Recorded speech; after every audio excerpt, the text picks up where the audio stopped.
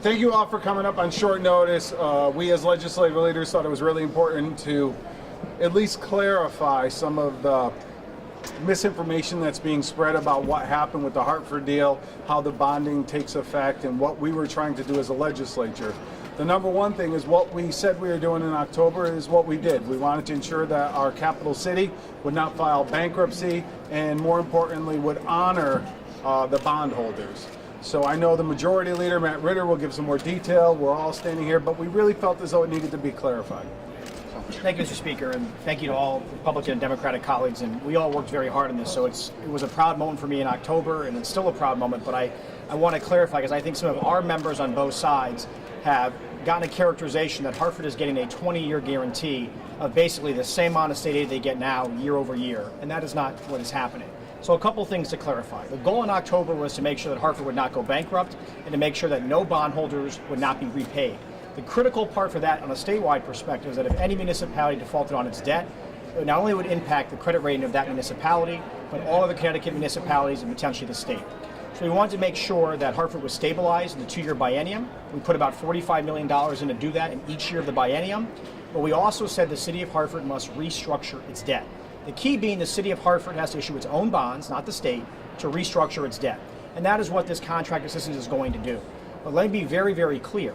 After 2 years, there is no guaranteed appropriation for the city of Hartford on top of that debt service payment. To put that in perspective, Hartford is guaranteed about 12.5%, legally speaking, after year 2 of what that revenue would entail for what they currently get.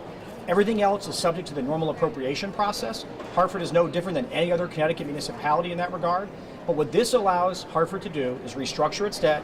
It gives them some stability for the short term. But most importantly, the state picking this up ensures that we are never going to see a default on debt.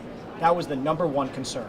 So I think with all those clarifications in place, we just want to give our members assurances that what we all agreed to in the October budget is what you'll see.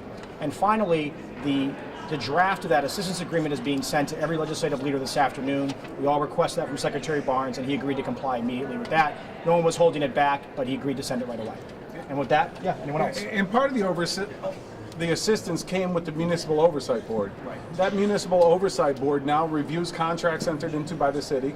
It reviews and approves their budget. It reviews and approves the collective bargaining agreements. So it's not that we're just giving them the money. We're requiring them to restructure how they do business in the city of Hartford.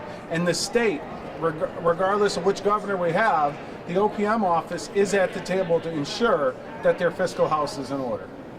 Right. I think it's important to note that Hartford did have to give up a significant amount of autonomy in order to get this assistance in terms of review of their budgets going forward, and in effect a loss of new bonding authority for projects that they might want to decide to do on their own, which they can no longer do without state approval. So I think there was a significant price that they knew they had to pay and were willing to pay to get this assistance.